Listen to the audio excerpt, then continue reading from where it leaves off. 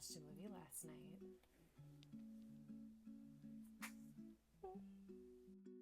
Crumb Catcher is about a cater waiter who overstays his welcome when he wants to demonstrate his newest invention to a newlywed couple. So this newlywed couple are trying to finish this book, and as a gift from their publishing company, they are renting out this luxurious home for their wedding, their honeymoon, in hopes that they get this book finished so they can go ahead and send it out. So meanwhile, at the wedding, they forgot their cake topper, and this overly eager, super talkative waiter tracks them down somehow and brings this cake topper to their house in the middle of this heated conversation, and he is just not getting the hint that he is overstaying his welcome. He's looking at all of the luxurious things in this house, commenting about paintings, whiskey, da, da, da.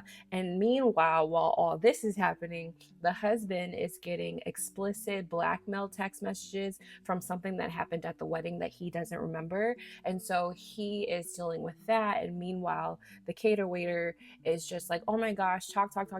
They don't want to be too rude because, sometimes you just have to be nice to nice people, even though they're too nice, but sometimes you don't.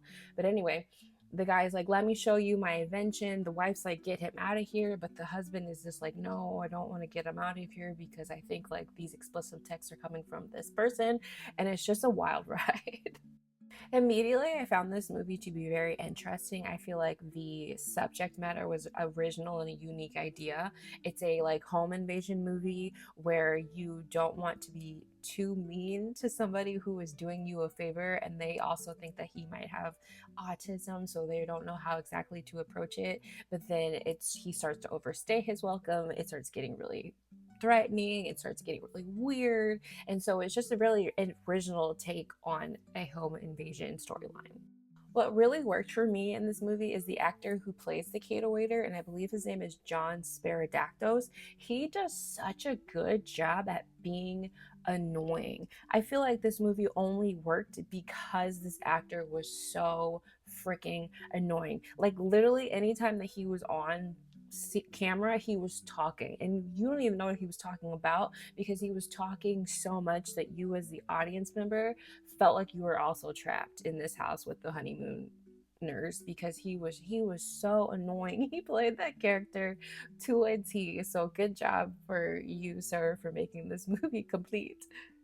I really like how stylistic this film is. The camera, the cinematography did such a good job with experimenting and playing with shots. There's a lot of use of rack focus in this movie, which I love. I love a good rack focus. There's really good depth of fields that they play with. They even do highs and lows and wide shots. My only thing is with these camera angles is sometimes they would shoot from far away, the people would be up top and the audience members would be down low. The audio, we couldn't hear what they were saying. And it was oh, okay. I thought that was intentional, but then the scene would carry out and the honeymooners would be having an in-depth conversation. And I'm what are you saying? So I had to pump up the volume and ride the audio a lot in this movie, which irritates the mess out of me because it's just really distracting. But other than that, it was a very stylistic choice that I liked with the cinematography. Well, the one thing I will say I didn't like about this movie is I felt like the scenes went on just a little bit too long. I felt yes, we were supposed to be irritated with this character trying to sell us his invention, but I just felt like it went on just a little too long, that me, the real audience member, was getting a little annoyed that we hadn't moved on to the next scene or the next whatever is going to happen. So other than that, the movie was really good. They could have shortened it just a little bit. Again, it was just a really fun and original take on a movie that we've seen over and over. We have so many home invasion movies, but I haven't seen it this way. Have you seen this movie? Tell me what you thought about it in the comments below. I'm Hey Shantae, and what movie did you watch last night?